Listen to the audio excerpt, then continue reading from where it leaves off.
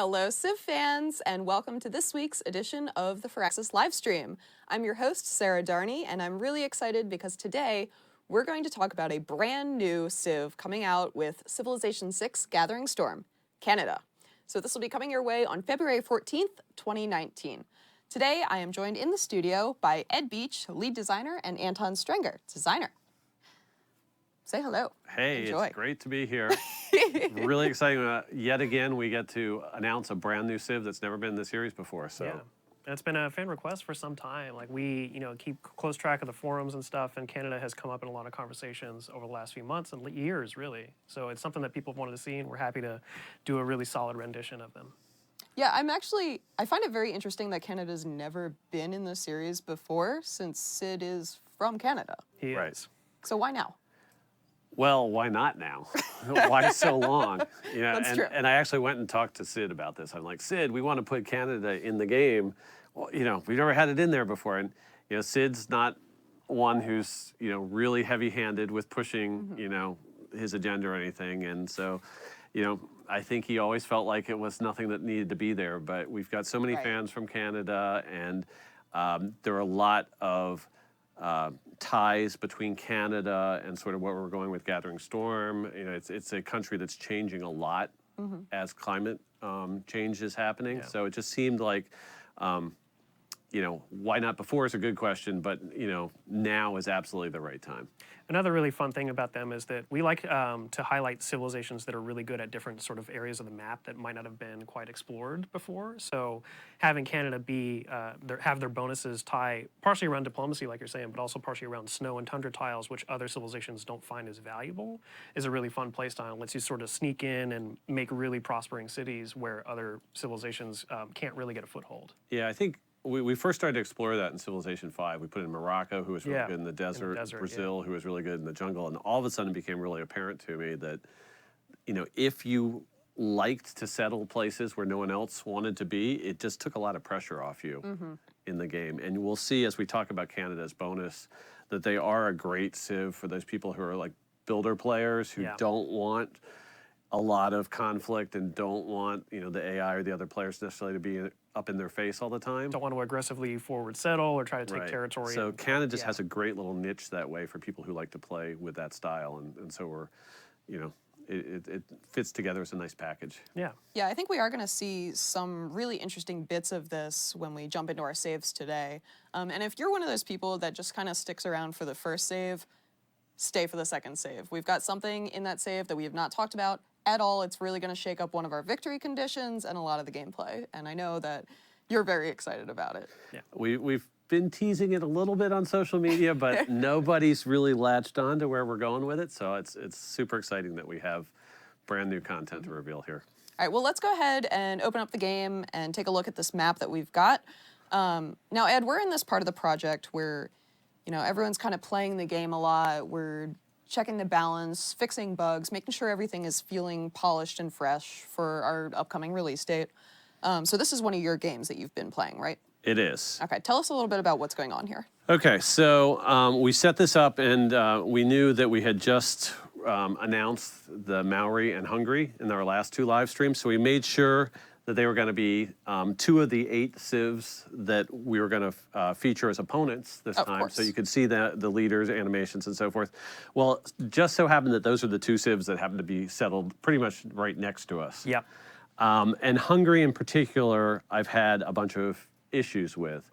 Now, as Canada, you want to, don't necessarily have to go for the diplomatic victory, but you want to build up diplomatic favor. That's one of your big strengths. You can kind of steer the World Congress in the direction you like. So I've been working on that, and it actually frustrated me a couple of times because Hungary attacked some city-states. And that's not a behavior that we really want our Hungarian AI to have. Because Matthias likes to keep city-states around. Because you can levy them and use them, Right.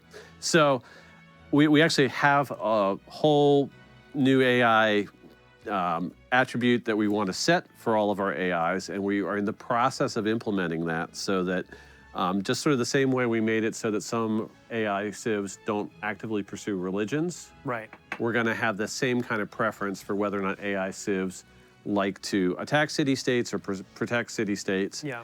And Hungary's definitely one of the ones we have slated to, any day now we'll have the new changes online so that they will not attack city-states. But when I played this game, boom, they went right after city-state twice.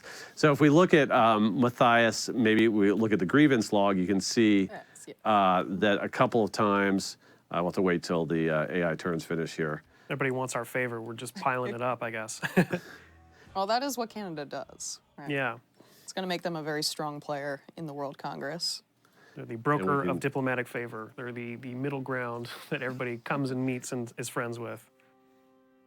So one thing that to keep in mind is I pushed getting alliances in this game because if we go up and we look at how the breakdown per turn of favor goes, you'll see that you get a little bit for being suzerain of a city-state. You get some for which government you're in. Your government, yeah. But you also get one for each alliance that you have. Yeah, and those are the sort of like per turn trickles that you get of favor. They're like more dramatic one time, like some of the emergencies will give you favor, but that's your sort of like steady stream of favor. Right. So when we first opened the save, I think we were getting 7 or more favor per turn. Now our alliance is just all renewed on us. Right. So we'll have to get them back in play because we lost. I guess we were up to +9 because I think I had 5 alliances going on. I think you had all 5 active, yeah. So I do want to pause you right here because this is a brand new unit that I don't think we've talked about just yet on a stream, correct? The Courser? This is the Courser, yeah. Right. I think we've talked about the Skirmisher, but not this one. Right. So this is a light cavalry unit. It goes between the horsemen and the more advanced cavalry unit. So Global unit. Everyone can get it. Everyone can get it. So the fact that Canada has them here is I had horsemen's earlier. I fought 2 wars, I think, with Hungary already. You'll notice that one of the cities we have just to the northeast of Ottawa has a very Hungarian name to it, and that's because it was settled sort of on the edge of there it is. of our tundra land, and we were hoping to get there first, but Hungary did. And so what ended up happening is I got that city in one of our wars, and then there's another Hungarian city north of Montreal that I picked up through loyalty. Okay, so it became a free city. It became a free city. Yeah. And that was sort of right at the start of a war that we had. So the other thing that we've been doing here is we have the Dance of the Aurora Pantheon. So our holy sites down in the snow and tundra are very, very strong. We also have a brand new natural wonder, Pamukkale. Oh, Pamukkale. Is that how you Yes. say that? Okay. And so that natural wonder gives you extra adjacency bonuses. Normally natural wonders just give you adjacency bonuses for holy sites, but this gives it to all sorts of different districts, entertainment complexes, and so forth. It gives you some amenities strong. as well, because it's like historically it was a site of hot springs. I think there's even some ruins of Roman baths there. Yeah. So. Yeah, I was actually looking up the history of this site, and it seemed like it was the hot spot, pun intended, for ancient peoples to just go relax at these spa places. And if you're hang living out. in the snow and tundra, It's the place to be. exactly where you want to be. So naturally, because we are playing Canada, we had to have our hot chocolate, our cookies, nice warm fireplace over here, and our cozy blankets. And now we have Mounties too. Yeah, there we go. So you can see that I've actually expanded. I settled the city of Hamilton, and then I expanded out a couple extra tiles in a particular direction because I knew those were all nice high appeal tiles that we could get our first national park assembled with. So Mounties are sort of very emblematic of Canada in general, and we thought about other ways we could go with unique units, but we're like, this is a game we actually have national parks in as a key mechanic. We think that Canada's going to be good at the culture victory. We want to encourage those kind of players to get tourism because that's another facet that's helping them earn favor. Right. So we just decided we had to go with the Mountie and give them a national park tie. Yeah. So each Mountie gets 1 charge towards forming a national park.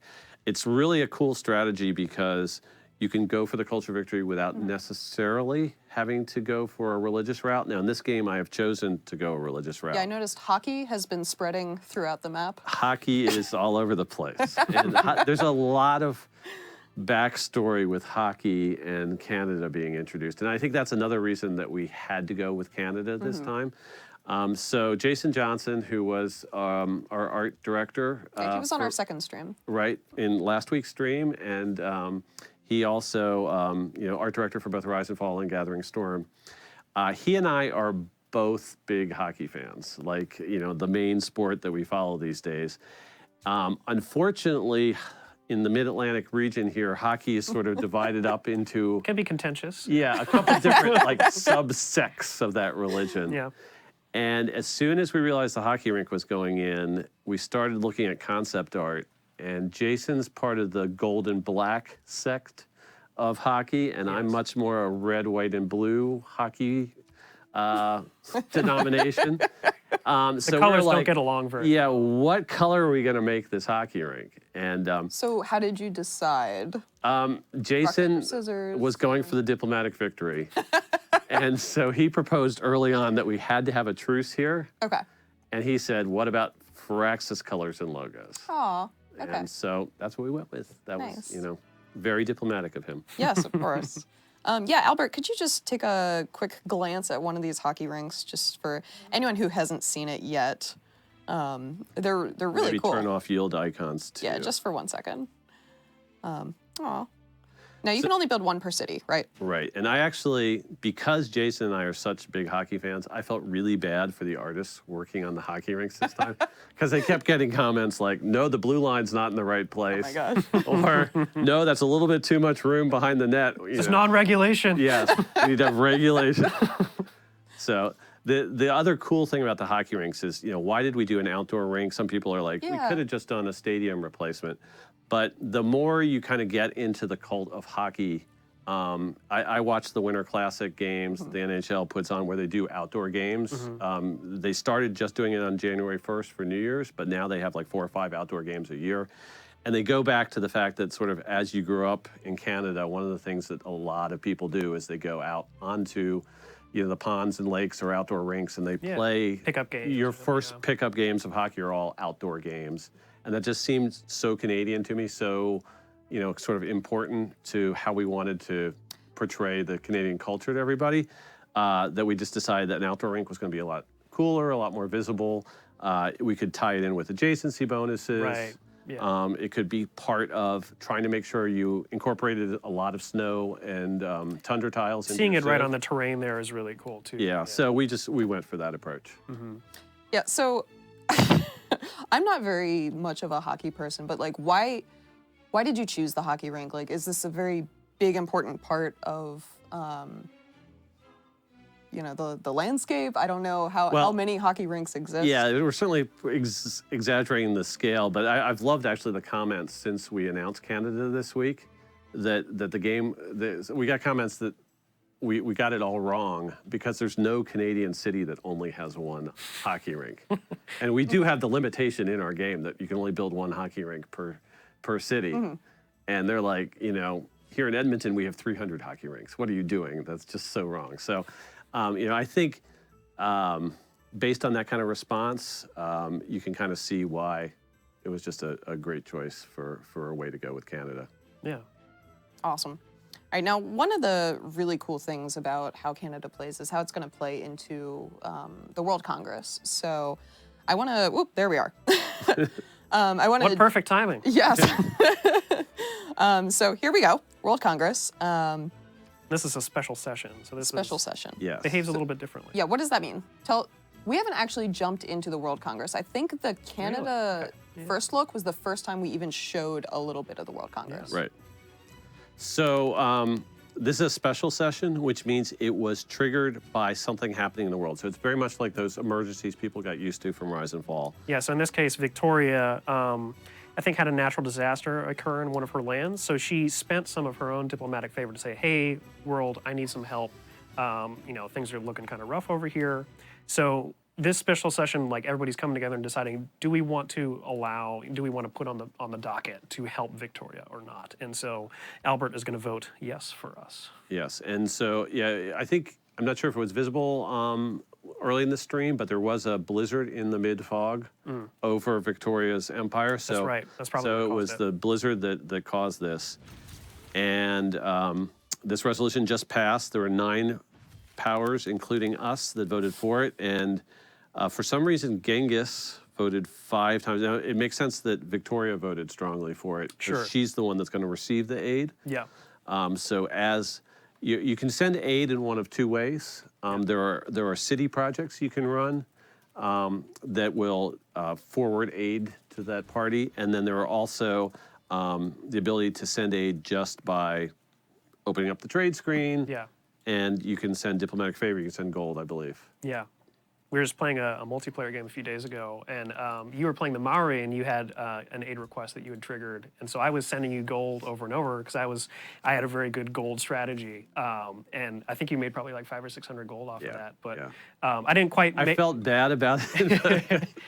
Yeah, I didn't quite win the emergency. Our AI programmer Drew won the emergency instead, so he got a diplomatic victory point for that. But I was trying hard for it. Right. But yeah, so it gives like another sort of interesting use for going to another player and just giving them a gift. For the AI, that can certainly be useful to kind of get them on your side. But in multiplayer, like unless you're allies or scheming something, there's no not a real choice there. But with the aid request, it can be really important. So yeah. Looks like our national park just went in, so that's great. Now, speaking of the World Congress, though, we do have a event in progress right now, the World's Fair.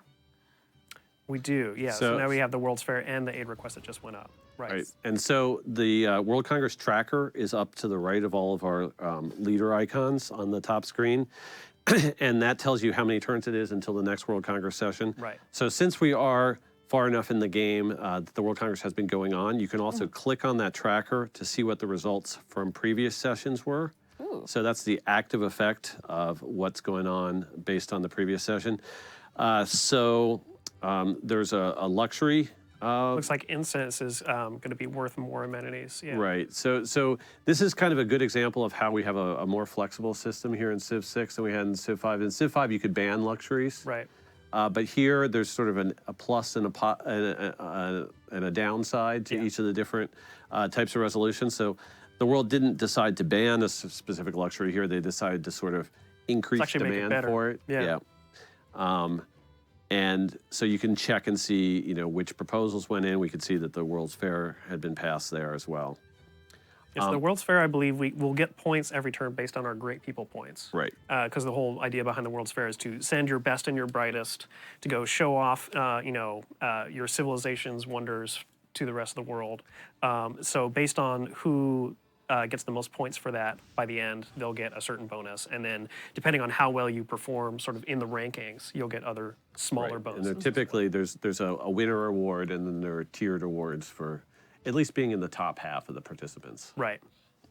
Nice. Now, the World's Fair is always the great person competition, correct? Right. Okay, that's cool. But there are a couple other besides emergencies, World Fair. There's World Games. World Games. There's the International Space Station has come back as well. Yep, that certainly helps with the science victory. And one of the civs we haven't revealed yet kind of has some special interactions with some of those global competitions as well. I mean, Canada has one benefit in that the emergencies and the competitions they'll get extra favor from, but someone we'll talk about a little bit later get some even cooler bonuses related to that. All right, now I know there were a couple other things that we wanted to talk about with this save before we dive into the second one. Actually, one thing I want to show before we go too far in is just the Maori position, sort of a flashback to last week's save. So the Maori started out in our ocean here, and they immediately found land and put their capital down on a narrow spit of land, which obviously was not going to do for the whole game for them. They needed to do a little bit better than that. So they sailed east, and this is all the Maori AI, so it's very interesting. And like I was talking about in the stream last time, they didn't have any lands dedicated to them. They were going to have to carve out their own niche. So with ourselves, Canada, and with Hungary both being pretty well established on the western half of this continent, they were going to have to push their way in. And you can see they did some of that by settling 4 of their own cities. They also conquered Valletta and Geneva, 2 city-states. Yeah. So if we look at the score screen, I was really impressed with how well the Maori AI was doing. Coupe's right up there. I mean, given where he started and that he had no land allocated with him, he's doing really well. But, you know, it's a tough spot. People were like, why are the Maori so powerful? Well, they need to be because, you know, they gotta fight their way tooth and nail for everything they're gonna get. There's a lot more unknowns, yeah. You Now might just be on a little skinny island in the middle of the ocean. You have to figure it out 20 turns in. I actually have been playing a multiplayer game where that's where I started, and it's a challenge for sure. On a little island like that. Yeah, exactly. The same multiplayer game we played when you had the aid request. You settled your city like right next to my heartland, and I was like, "What are you doing here?" I was thankful that you were diplomatic with me in that. Yeah, game. well, we had to team up against Albert and Carl in QA because they're a lot better than us. So Yes. I decided to keep the peace for us. Now, when we did have the screen showing all of the Civ scores, I know that a lot of people have called out the Jersey system. So I just wanted to take a minute to note that, you know, there are bugs with it. It's not quite working right. It's actually really interesting how aggressive we want it to be in terms of when it should flip over and how it should satisfy colorblind players. And so there's been a lot of tuning that's been still going on there. I have a whole slew of emails in my inbox about different possible settings for that we're looking at right now. So there are cases, especially in the save, where you might even, the Maori and England are way too close right now. But, you know, that's something we're working on. So rest assured we should get that to a nice place by the time Gathering Storm comes out. Yeah, of course.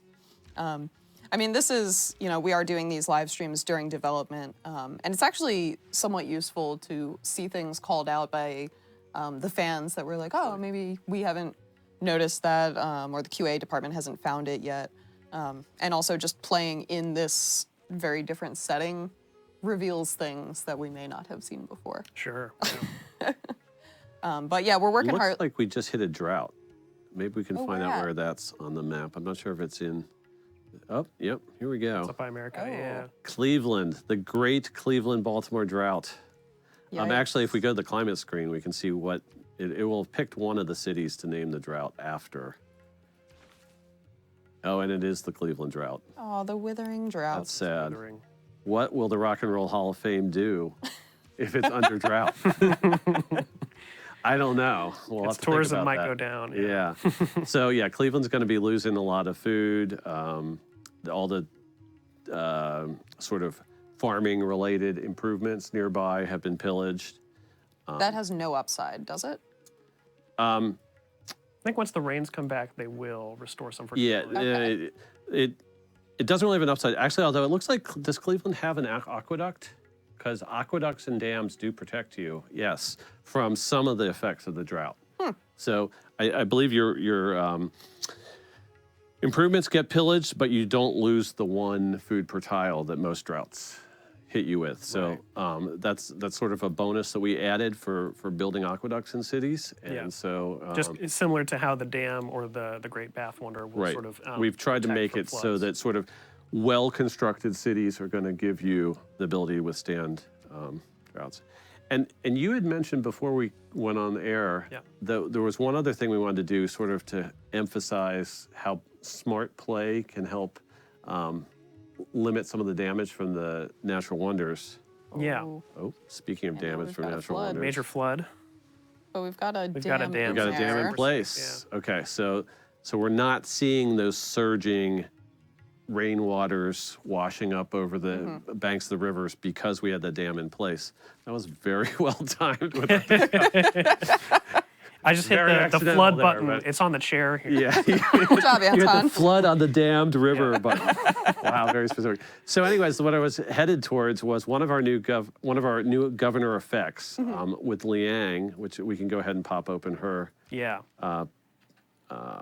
promotion page, is she has the reinforced materials. Yep.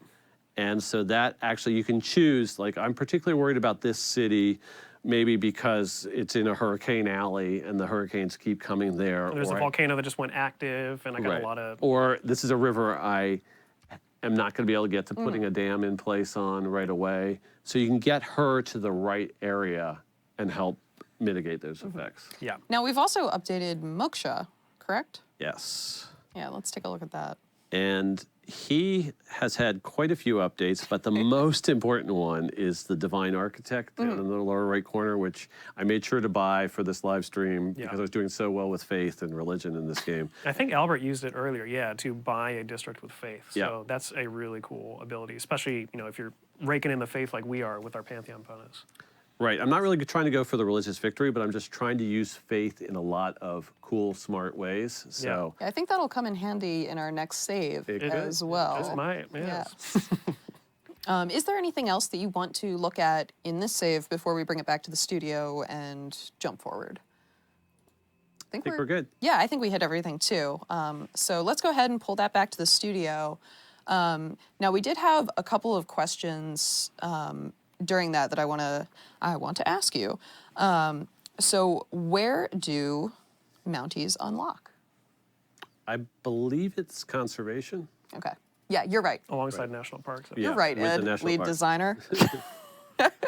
Sometimes it's a little bit of a trivia question, remembering I know. You know, or everything. Remembering else, exactly where. but it's helpful to have everything played was. Canada recently, so that's one reason I do like to play that Civ right before we live stream them. It's funny, like, doing design and development during, you know, all of this too, because like I might remember what it was 3 versions ago before we changed it, but like, they all kind of jumble together in my head. So.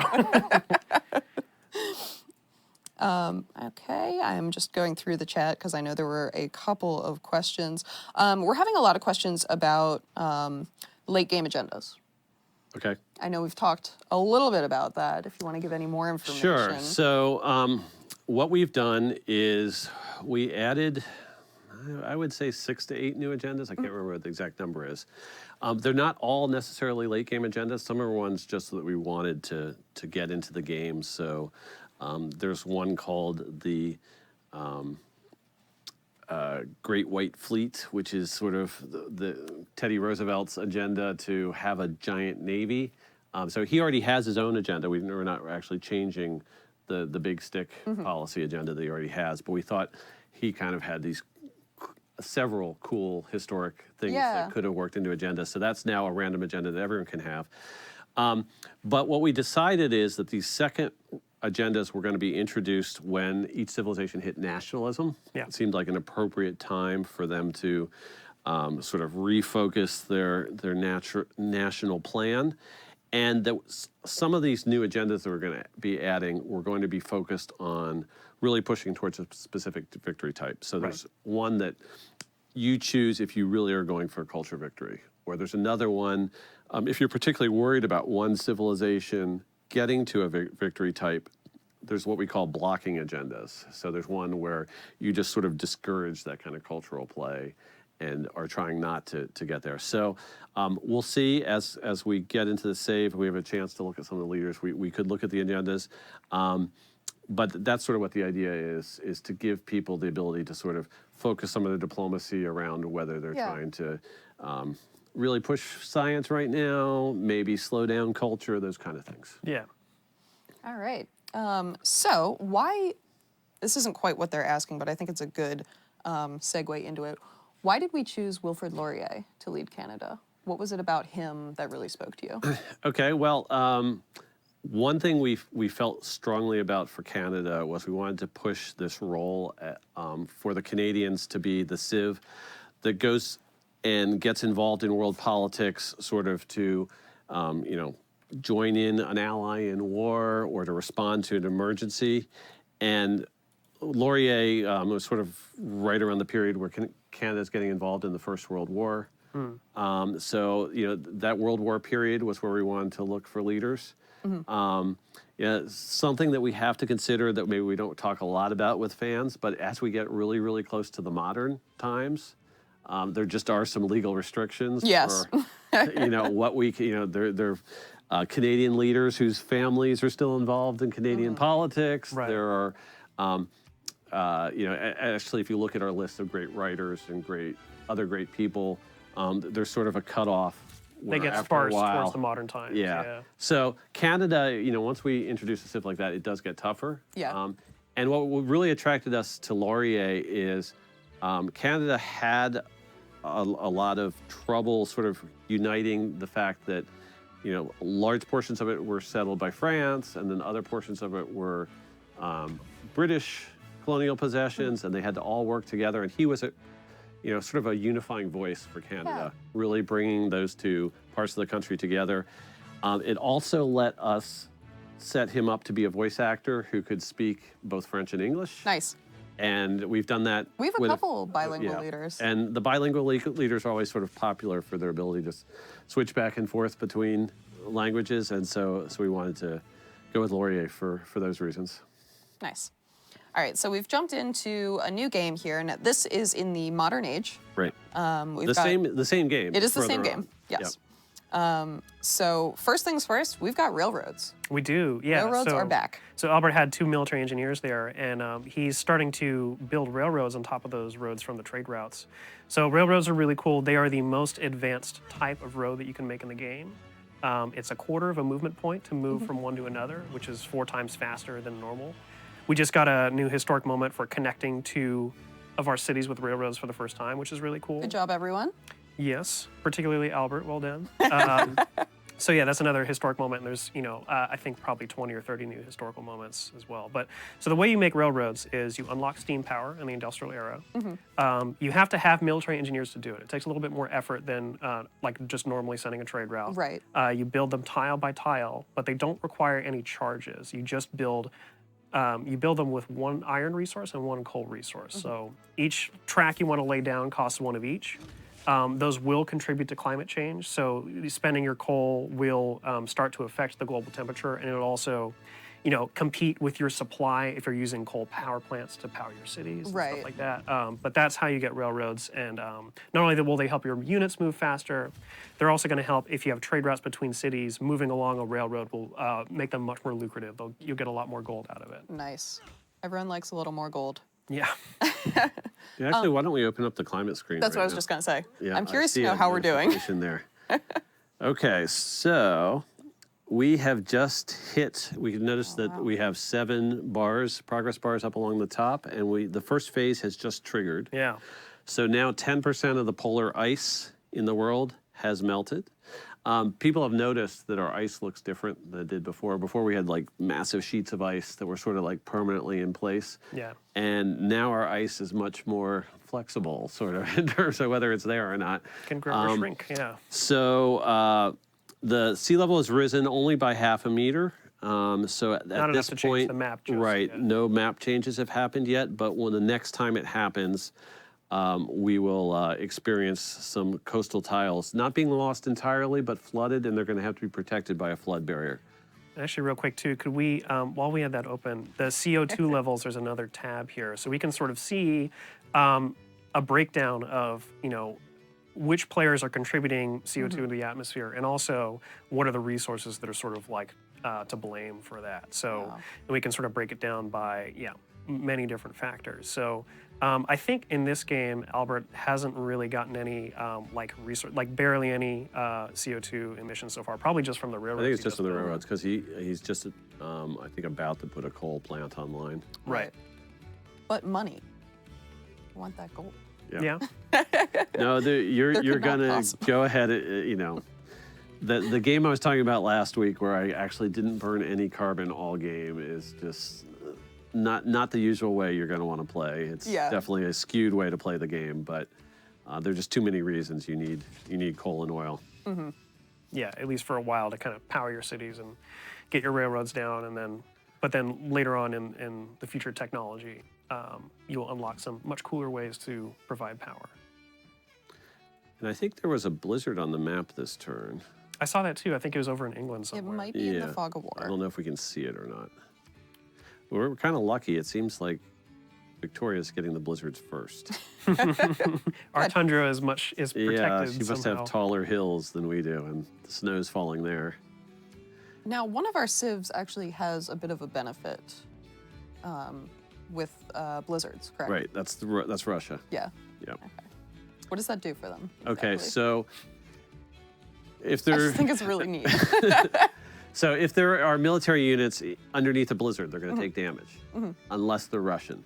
Oh, Russian okay. units never take damage from All blizzards. right, they're just so bundled. And Russian invaders in Russian territory, when the blizzard hits, are going to take double damage. So it's very much what happened to Napoleon It's what and France Hitler's. tried, Right. what Germany tried. Yeah, exactly. Just doesn't Everyone work had out. trouble with the Russian winter, so you know, we felt like that was a cool thing to put in here.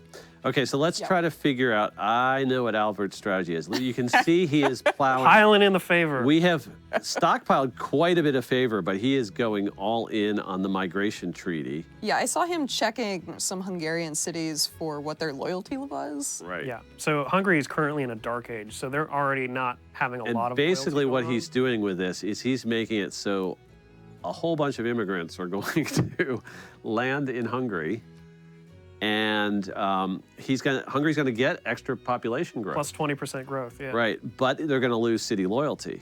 And so he is hoping that that's going to trigger the scales towards, you know, some internal unrest in Hungary. Flipping some free And cities given how and much stuff like favor he that. just put in it, I think he's pretty confident that that's going to work. Yeah. We also have a diplomatic victory resolution up. So he's going to vote for ourselves to get 2 diplomatic victory points and putting some favor into that as well. Right, now I'm curious as to whether or not he can juggle both of these World Congress initiatives at the same time. It is tricky. As the number of votes increase, it's sort of The like first vote on exponentially every resolution is free. Right. But so basically, he paid for 9 votes on the migration treaty, and he paid for 4 more votes on the diplomatic victory resolution. So we'll see in a second. Okay, everyone else now just got their vote in, and the screen will refresh. And Hey, the All migration right. treaty passed. 49 votes went into it. People really cared about it. Everyone wanted somebody to have that. And it looks like we weren't the only. Even the Scots voted to have Hungary get some migrants from them as well. So, yeah, that passed pretty overwhelmingly. He has been a little warmongery. The Hungarian? Yeah. Yeah. So yeah, I'm not sure that they have the best reputation. Oh, and here we go. The World's Fair finished. Yeah, so the World's Fair finished. It looks like we might have only made 5th place. Yeah. We might not have had quite enough Great People points. So we're not going to get really any rewards, but But nothing bad will happen Nothing to bad us, happened, right? no. Okay. It was just an opportunity to participate. yeah. Right. So, are we ready to move on to the mystery icon? A lot of people have called it out in chat. I've been watching. Okay. Go right. ahead and mouse over it. Rock bands. Woo! Ed, why rock bands? Where did this come from? Okay, so there is a bit of a backstory here. We wanted to extend the timeline of the game. Yes. We wanted to have enough time for climate change to play out. So we knew that the culture and science victories had to change here in Gathering Storm. And we knew we were adding the diplomatic victory as well. Right. And so we have 3 victories. They're all going to have to take place later in the game than anything that we'd seen before. And I think we'd actually already had our plan for what we're going to do with the science victory in place. You'll be talking about that. Probably next week. Yeah, or soon. Anton was sort of the brainchild, you know, that was his brainchild there, and he had a great plan for that one. But we were struggling a little bit as to what to do with the culture victory. So we got all 6 designers. We got Pete Murray, our writer, together. We said, we're going to have to brainstorm it and try to decide what we can do to make the culture victory more interesting. And I think I mentioned initially at the meeting that the one thing that I thought had been pretty fun about the Civ 5 culture victory that we hadn't really recaptured in Civ 6 was that if you got a great musician, you could actually do a tourism bomb on the other Yeah. civs in Civ 5. Yeah. And that sometimes that was actually the triggering event that pushed you over the finish line. It's a little bit more active. You were pushing the numbers So forward. yeah, you were out there on the map, you were trying to figure out which civilization you needed Who to. do I need to target? Yeah, and so you actually had to send your musician there. But I always felt like it was happening like in the 1980s or 1990s, and I was sending Stravinsky or Chopin Yeah. or somebody out there, and it just didn't. They don't rock quite as hard. No, and we actually called it perform concert. We called it perform concert, and I kept imagining it was this really cool rock band, and Yeah. I looked at it, and there was a guy with a violin or something like that. So I threw that out there to our group, and we're like, well, what if we actually added rock bands? And it was one of those moments, which is really cool in game design, where as soon as we brought that idea up, everyone started riffing off Yeah. of it. And like half an hour later, we had the full design for what we're going to do with the rock band unit. And I think we had it in the game in a week.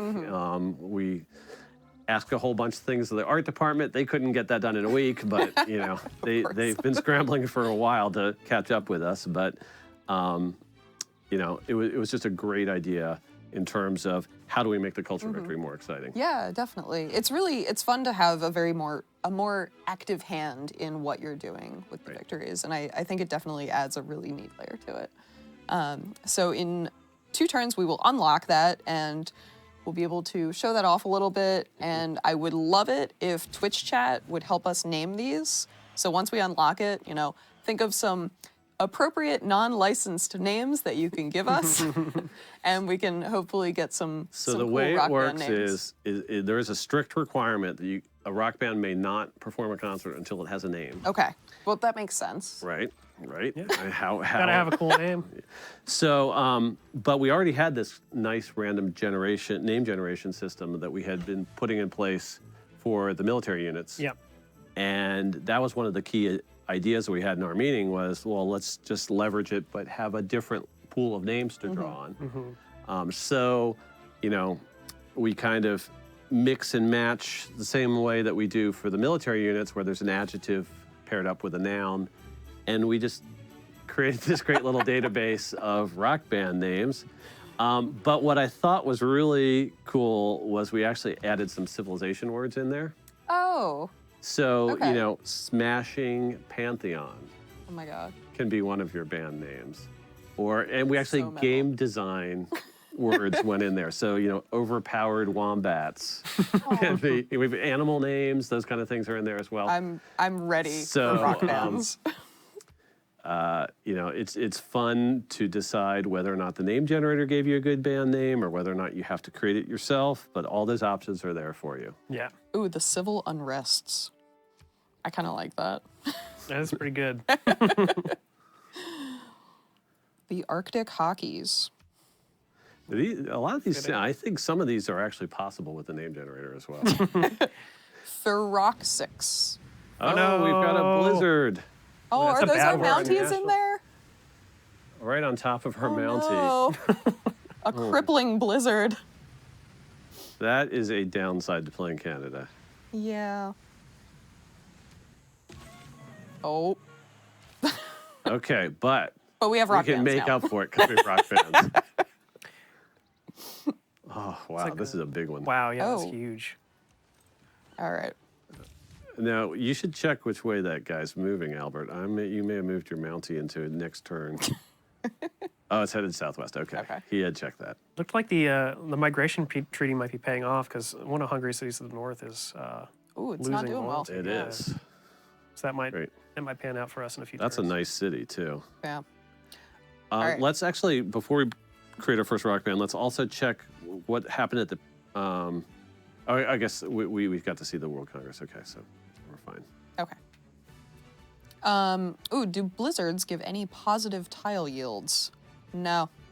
No, at the moment they don't. It's something that we're still We toyed balancing with, yeah. everything, and Yeah. it's just a couple lines of XML to put that feature in. There's the infrastructure's all there for it, but at the moment we decided it doesn't make as much sense in terms of real world behaviors. So Yeah. for right now, the dust storms and the blizzards do not provide fertility.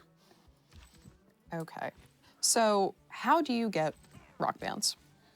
Okay, so we thought about this a little bit. We were like, can you just go in and ask your cities to produce rock bands? Can you buy rock bands? And the way I think about it, Yeah. that's what all the mega music company executives wish you could do. I will you purchase one can't. rock band, please. You can't just spend money to get the best rock band. It has to come from something else. Right. And so Oh my God, I see where this is going. yes. And I love it. Yeah. So you know, it's maybe not exactly what faith was early in the game, where it was spawning the religions. Yeah. But it sort of seems like the modern representation of that kind of, 'Cause you know, feel it right here. Yes. Inspirational spark. Yes, I that love it. spark It's great. is what our faith resource represents. So it's through faith that you have the ability to create rock bands. And That's we awesome. did really well here in terms of having the great natural beauty of our Canadian wilderness. Yeah. And we set up some holy sites there. We have some natural wonders. So our Canadians are going into the national parks. They're being so inspired that they just got to go rock out and tell the world about it. Right. And they have these big blizzards to look at too. Yeah. So- Rock band. All right. Okay, so we've had a couple of names There was the coming. civil unrests. I really like the civil The Arctic unrest. Hawk. Mind Hunted is the first random name that we got it. Now, Albert has selected our rock band, and we can immediately see that a bunch of tiles highlighted. Oh, we've created a new one. Okay, he's got Multiple rock bands. Okay. Okay, so this is going to give you an idea of how rock bands work. Now, rock bands can't play in your own lands. They got to go on because- tour. Right, they have to go on tour, and going to your own lands, that's just too easy. So they have to go on tour, and to some extent, that's telling you which civilization is going to receive your tourism. So it totally makes sense. And rock bands want to play at the biggest venue possible because they'll generate Okay. more tourism at a venue that can hold more people. So they can play at amphitheaters. They can play at a university, but those are going to be small scale gigs Okay. that aren't going to generate as much tourism. That's If like you- the $5 to get in show. Exactly. Okay. Yeah. Buy your tickets at the door. Yeah. Don't have to, get online and buy your tickets months in advance. But the biggest stages are at World Wonders. So, you play Sydney Opera House or you play the pyramids. It also makes for some sweet album art. Yeah. The Civilopedia, this is one area that we've sort of given all the gory details, all the information about which places are better. But what's really nice Albert is not going to open. is the highlighting of the tiles. Yeah. We'll tell you which tiles right away. We've also added similar highlighting for our archaeologists, so you don't have to hunt around the map for those antiquity sites. As soon as Albert chooses a city to go play at, we can go ahead and get ready for a concert. All right, what was our first? We need to name one of these, and it's going to be the civil unrests. Okay. I like Because it. that was my the first one favorite I name. heard, and yeah, Yes. it's very civ. It fits the loyalty situation going on to our north right now. So, Okay. So all right, so we're gonna choose our own name. get Flaming rid of science. flaming science. And we're going to civil unrest. Sounds like my high school chemistry class experience. Bunsen burner gone wrong. Yeah. And we can Okay. do Now- some promotions as well. Right, Oh. and this was sort of a fun thing that was also part of that brainstorming session is we have this random promotion system. Let's go ahead and come up with, I think we have 12 different rock band promotions. Some are about which sites you're going to be better at playing at. So Yeah. that's very similar to the spy promotions where, this guy's really good at great work heists or very good at, some particular, sabotaging industrial zones, whatever. Yeah. But we also, the religious rock is very powerful. I haven't seen that one. Yes, Can you because generate faith? no, No, what you 'cause do, that it's would- even more powerful than that. So you have started a religion. If you choose religious rock and you go to a city, It spreads. it converts that city instantly to your religion. It's actually the only way in the game. That's awesome. If your holy city has been wiped out, the only way you can ever bring get it it back is with religious rock. The power of music. Oh, I love it. I have not had a chance to play with rock bands until we started prepping for the stream, and I only got a little bit of testing in, so I didn't see that. But I'm absolutely The in other love with rock it. band, I have a bug sitting on my database that there's one rock band that's totally overpowered, and we have to do some design work to limit their power, and that's the indie rock promotion. So if you get an indie band, what they do is they go to a city, and their performance is so powerful that the people start to lose belief in the Screw regime. the system, man. Exactly. So one performance by an indie band right now is minus 50 loyalty Yep. to that city. Yep. And so the bug says all you have to do is get a bunch of indie rock bands, send them around, and you can just flip wholesale enemy empires. So they'll just become free cities. Yep. Because the rock is more powerful than, listening to the man, so. I did see a question about this earlier. What happens on Victoria's side when she receives the aid request? Is there any... So the gold that we send to get points, she will get that gold. Oh, so that's okay. one thing. Great. I don't think the Send Aid project provides I don't believe so either. Okay. it. Just gets points for the person that's spending the production. But after the emergency has been completed, she will receive... She actually gets it while the emergency is cool. ongoing. So like, yeah, if 10 turns Anton in... kept feeding me gold. Right, in a multiplayer game, yeah. So like 3 turns into the aid request for Coupe, I was like, hey, Ed, here's 100 gold. I had he got it right Carl away. on my ass, and he Yeah. was headed to me with a major fleet, so So I was I simultaneously... needed the help. Yeah, so I was simultaneously trying to buy myself a diplomatic victory point and helping Ed like finance a defense against Carl. That was the goal. All right, have we moved any of these rock bands yet? I think Okay, we he's doing just it now. did. Cool. Okay.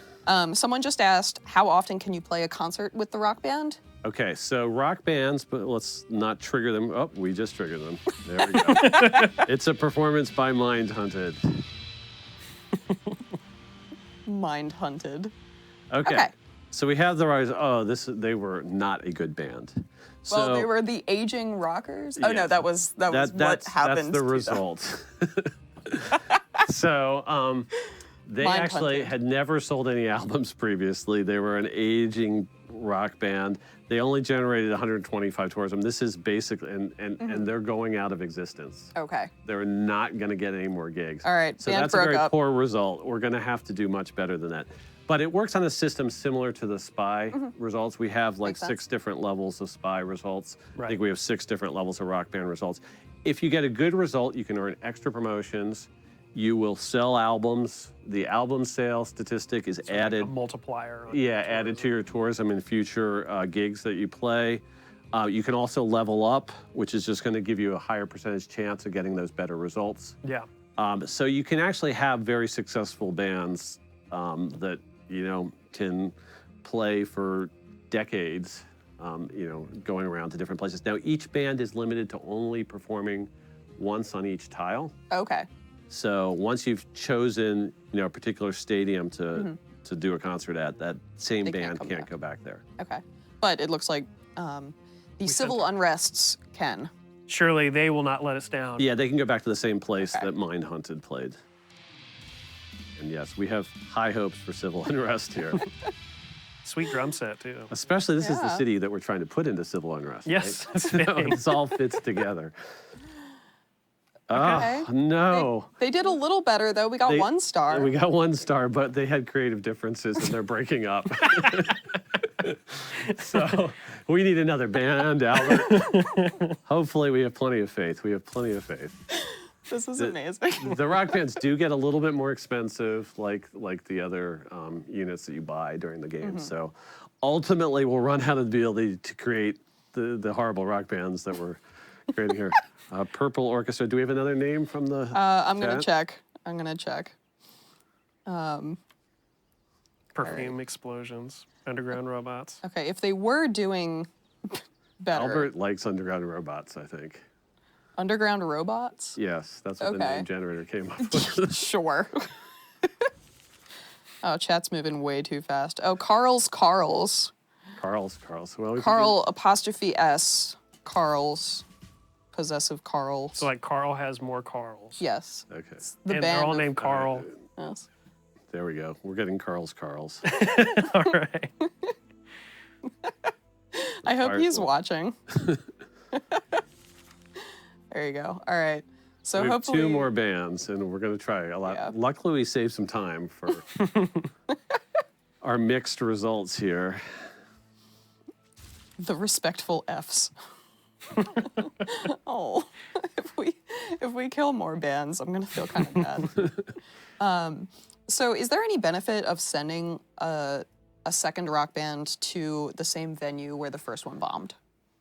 No, not in particular. Now, but you do have to think about where you're going to send them though, because the way the culture victory works, that's still in effect in that you're trying to draw enough tourists to your civilization that you have more tourists visiting you than anyone else has domestic stay-at-home tourists. And so you want to look and see sort of who's got that largest pile of tourists. Yeah. And if you can choose, to target them with as many concerts as possible. There also is a promotion, I think it's called It Goes to 11, which in that particular promotion, not only does it affect just that one target civilization, but it affects any civilization that has a city within a certain number of tiles. So you can get like 3 or 4, maybe even civilizations targeted by that one. So that's a great promotion to get after your rock band's been around for a while. Is to go ahead and sort of get them playing very effectively at a certain type of venue, and then add on the goes to 11, take it up to 11, and now all of a sudden that extra tourism that they're creating is going to hit 3 or 4 different civs at once. I want to point out that while we've been having a lot of fun rocking out, it looks like we have coastal flooding. Oh no. Sorry, we got distracted, didn't we? I did see Albert Pull. Yeah, so we're at climate change phase 2 and right near now. the Giants Causeway. Yeah. Yeah, so we we're at a hit meter. phase 2. All right, so what does this mean? Okay, so How has the map changed? across the map, 19 tiles have been affected. Now, I think we showed in some of the earlier streams that there's new additions to the settler lenses. Yeah, so when you're settling, you can identify your 1, 2, and 3 meter coastal tiles. And in this first round of flooding, it's just the 1 meter tiles that see the effects. And they are recoverable right now. So okay. this city is, I'm not sure if it's hit any of our cities. We don't have a lot of coast. Yeah. But if it had hit one of our cities, then we could start a flood barrier. Okay. And so that's kind of the seawall that we showcased in the intro movie. You can put those to protect those tiles. Initially, it's not too expensive to put in place a flood barrier, but as the seas rise, what really hurts you there is the maintenance cost. Right. And it just gets more and more expensive to maintain those. Okay. As the seas are getting inundated. Yeah, the poor Maori homeland, they're in a lot of hurt because probably all their tiles. Now, a city center tile does not get affected. Okay. That sort of we're considered that as having a built-in flood barrier. Right. But the rest of wonders those and districts there are going to be affected. Okay. What happens to a district when it's on there? Well, if it's flooded, all the buildings in it are pillaged at once. Okay. So Yikes. it's bad. And you can't repair it while the floodwaters are there. So you've got to get that flood barrier up. Just to even get the water out, and then you can start repairing. Then you can start repairing it. Yeah. Oh, someone just asked, what is the Empire lens? Okay, and that's probably a great thing for us to show right now because we have, a typical for this part of the game, 6-7 city empire. And it starts to get tricky to figure out, which cities are working, which tiles. I can't remember where all my districts are. I'm trying to figure out where my theater squares are. So it's this great way of showing you the city, the internal boundaries within your empire. You can see where the edges of the cities are. You can find out where all those districts are, all the adjacency bonuses. If you're trying to remember, like, which of my campuses had that +5 bonus. Right.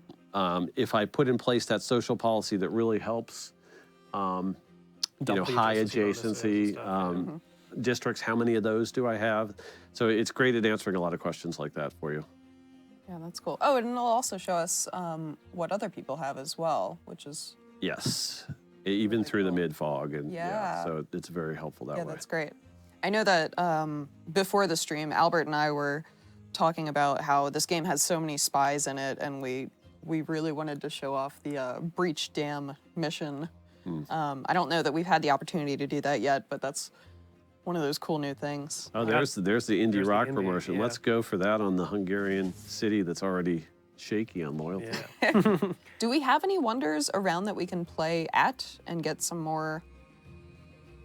There definitely are wonders around. I think Jebel Barkal is up there Ooh, near yeah. Buddha. Yeah, we should play over there, right next to the volcano. So, can anything happen to my rock bands as they're traveling the map? Can they be captured by enemies, pillaged, destroyed? If you're at war with somebody, they can't move through the enemy troops. Okay. So Can the enemy troops kill them? Yeah, they probably could. They can kill my rock bands. Yeah. All right. So that's a bummer. A real bummer. Yeah. My rock Bummer, band dude. got slaughtered. Okay.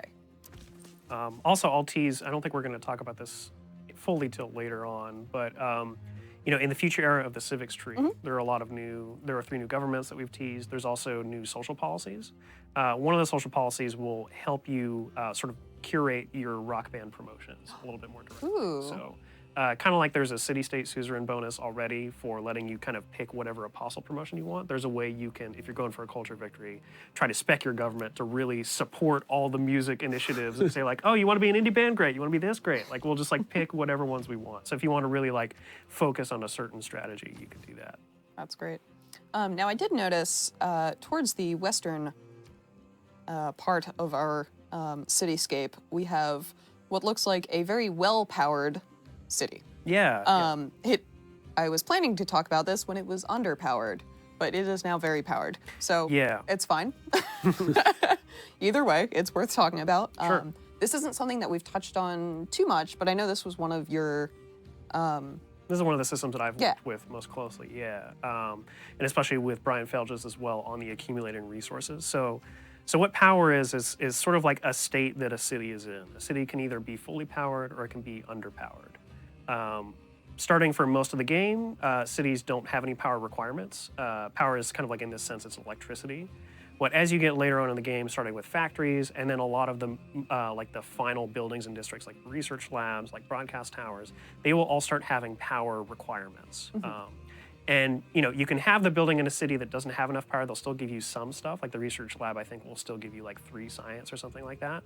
But if you really want it to be the most effective, you need to provide the full amount of power to that city. The way the numbers shake out is kind of like compared to rise and fall balance numbers, the buildings will give you about half as much yield if they don't have enough power. But if you do have enough power, they'll go up to 150% yield. So the idea is like, you really want to keep your cities powered in order to keep cranking on all like your science, your culture, stuff like that. And the way you get power, there's kind of 2 main ways. The way that Albert's using right now is with the power plant building. So we had the power plant building dating back to the base game.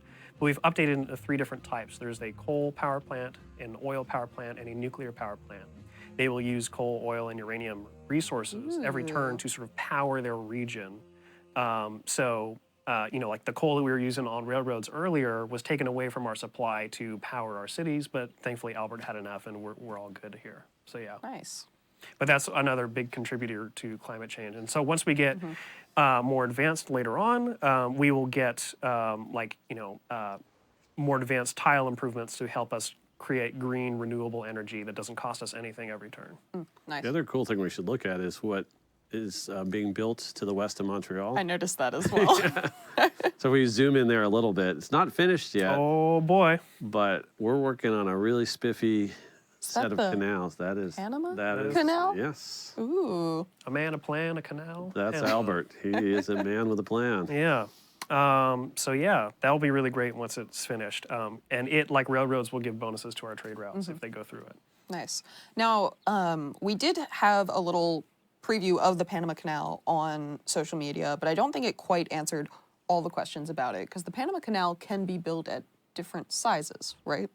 Correct. It has to be at least 2 tiles in length, but there's not a requirement that you have an extra piece to it on both sides. Okay. So in this case, we do have an extra piece on both sides, so it's 3 tiles long, but Nice. the 2-tile version is also considered legal. Great. Coupe wants a joint war on war, yeah. Teddy. Ooh. I don't know why. So are we going to be able to get our bands to play?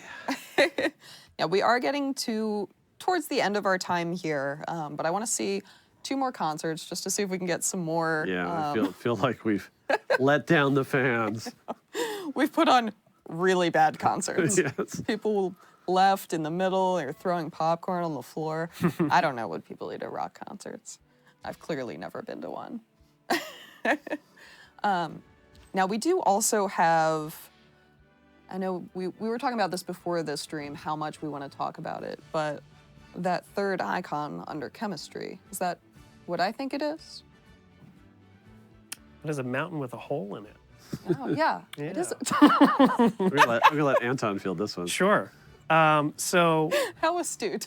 yes, what could that be? So this is one of the big kind of categories of features we're adding in Gathering Storm is what we call engineering projects. So Panama Canal is one, regular canals, railroads, and then mountain tunnels. So mountain tunnels are an improvement you can build later in the game that lets you kind of zip around mountain ranges much more quickly. I think we're going to go more into detail in that in future weeks. I think next week. I think next week, in fact. Yeah. Yeah.